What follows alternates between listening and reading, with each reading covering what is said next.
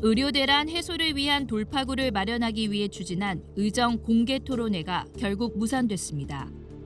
당초 토론회는 의사협회 비상대책위원회와 의대 교수, 전공의, 의대생 등 의료계와 국회 교육위원회와 보건복지위원회, 관계부처 장관들의 참석을 추진했습니다. 하지만 교육부와 보건복지부 장관이 참석하지 않기로 하고 여당도 내년 초 의사협회의 새 지도부가 선출된 이후에 여야 의정 협의체를 추진하자고 제안하면서 결국 토론회는 취소됐습니다. 이에 대해 의료계는 물론 국회 교육위원장과 보건복지위원장도 정부의 불참 결정을 강하게 비판했습니다.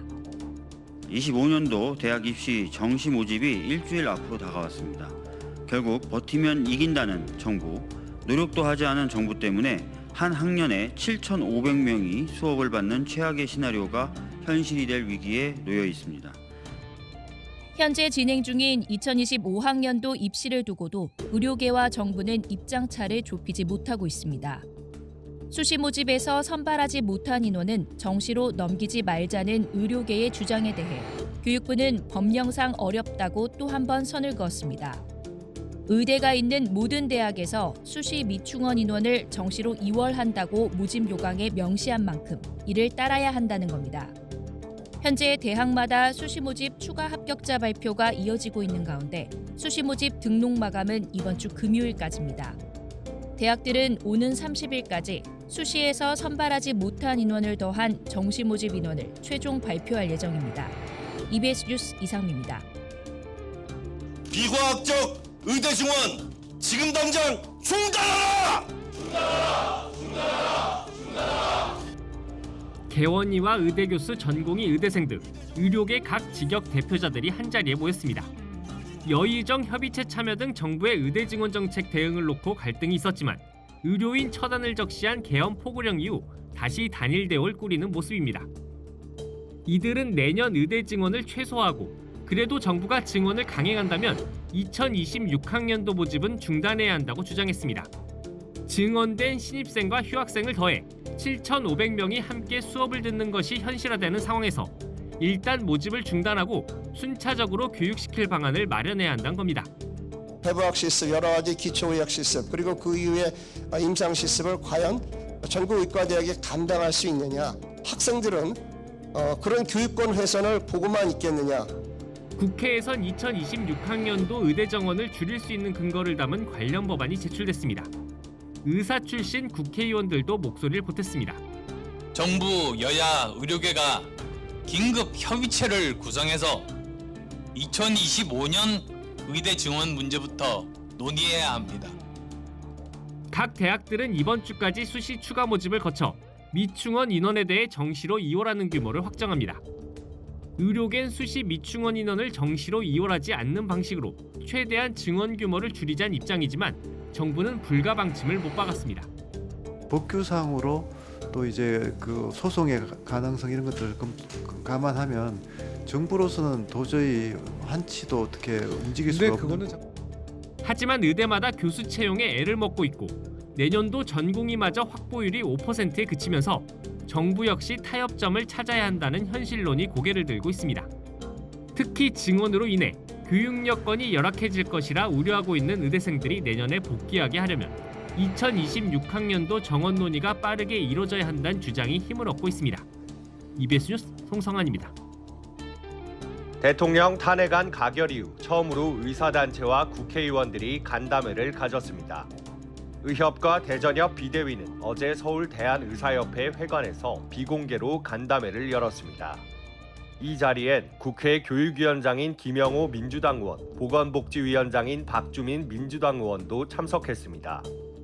이들은 의료대란 장기화를 해소해야 한다는 데 공감대를 이뤘다며 공개 토론회를 추진하기로 했습니다.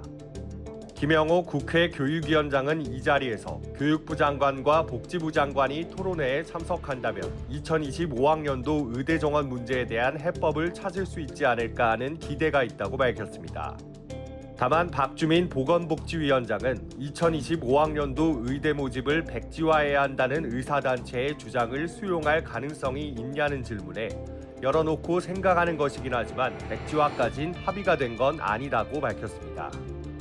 민주당과 의사단체는 이달 안에 관계부처와 의대교수, 전공의, 의대생, 국회 등이 참여하는 공개 토론회를 추진할 예정입니다.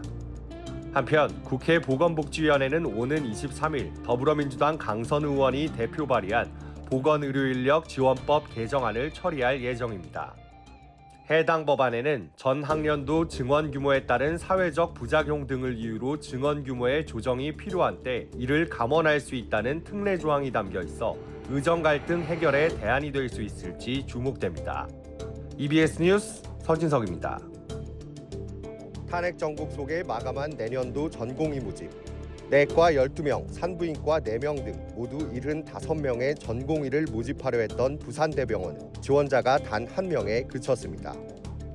저희는 지금 1명 이것을 지원했습니다. 75명 중에 1명이요. 수도권 병원도 사정은 마찬가지입니다. 100명 안팎을 모집하려 했던 서울 아산병원과 삼성 서울병원도 지원자가 한 자릿수에 불과한 것으로 알려졌습니다.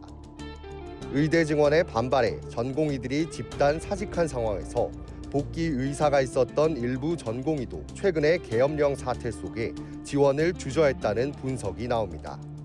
병원들의 위기감은 어느 때보다 높습니다. 숫자 확인 안 해주면 분위기라도 여쭤보고 있는데 그렇게 많지는 않은 걸로 알고 있어요. 지금이 보통의 상황은 아니긴 하잖아요. 그 관련 부서에서도 정보를 뭔가 제공을 하는 거를 좀 되게 민감하게 생각을 하긴 하더라고요. 더불어민주당 진선미 의원실이 보건복지부로부터 제공받은 자료를 보면 지난 9월 기준 이른바 빅5 병원의 전공의 비율은 평균 5.5%로 집계됐습니다. 지난해 12월 전공의의 비율이 38.5%였던 것과 비교하면 7배 가까이 떨어진 겁니다. 의료계에선 전공의를 통한 저임금, 고강도 노동 중심의 의료체계를 근본적으로 바꿔야 한다는 비판도 제기되고 있습니다. 다만 전공의 처단을 명시한 포고령 이후 의정 갈등 해결을 위한 대화 채널이 완전히 중단된 점이 문제입니다. 사실상 추진 동력이 상실된 상황에서 벼랑 끝에 몰린 의료개혁 정책은 좀처럼 돌파구를 찾지 못하고 있습니다. EBS 뉴스 서진석입니다.